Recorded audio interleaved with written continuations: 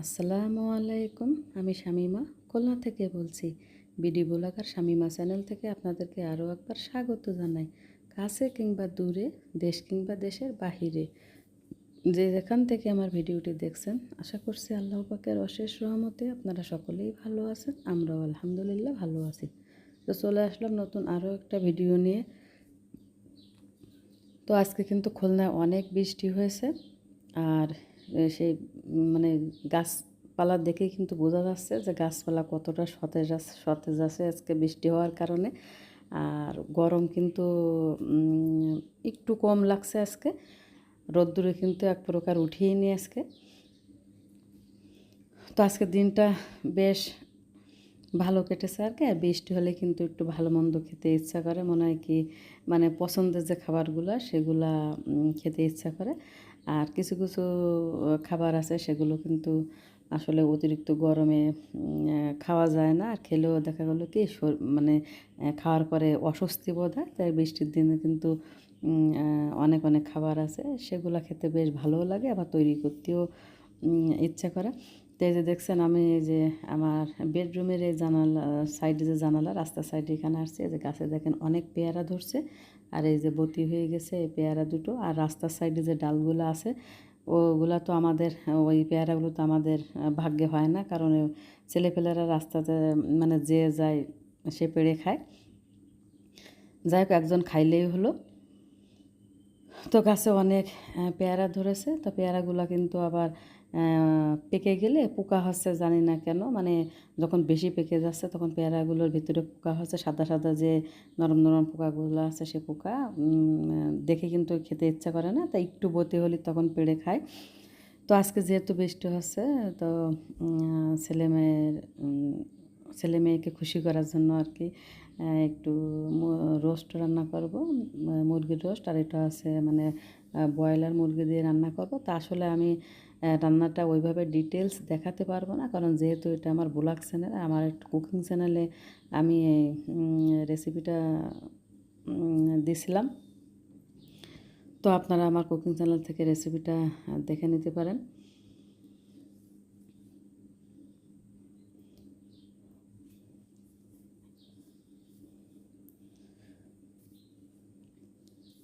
তো ঈদ যেহেতু হয়ে গেছে, কয়েকদিন হয়ে গেছে, আর ছুটিও কিন্তু প্রায় শেষ পর্যায়ে বাচ্চাদের। তো এখন মানে গরুর মাংস খেতে খেতে আর গরুর মাংসের প্রতি খাবার কোনো মানে আগ্রহ নাই। তাই এখন চিন্তা করছি একটু অন্য কিছু খাবো, তাই একটু মুরগির রোস্ট রান্না হচ্ছে। যদিও আমি রোস্টটা পছন্দ করি না, মানে মুরগির যে কোনো মাংসই আমার পছন্দ না, আমার ভালো লাগে না, মানে খাই না। এটা ঠিক না, খাই কিন্তু আমি ওইভাবে পছন্দ করি না। তবে আমার বাচ্চাগুলো খুবই পছন্দ করে, তো ওদের জন্য একটু রান্না করা হচ্ছে।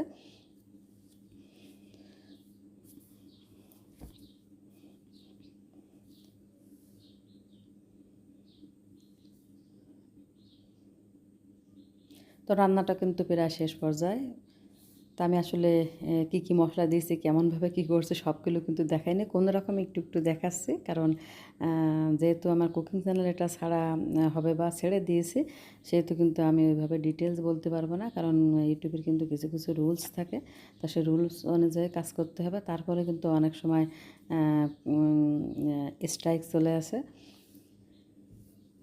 তো আর কি, তা চাইলে আপনারা কিন্তু আমার কুকিং চ্যানেল থেকে রেসিপিটা দেখে নিতে পারেন।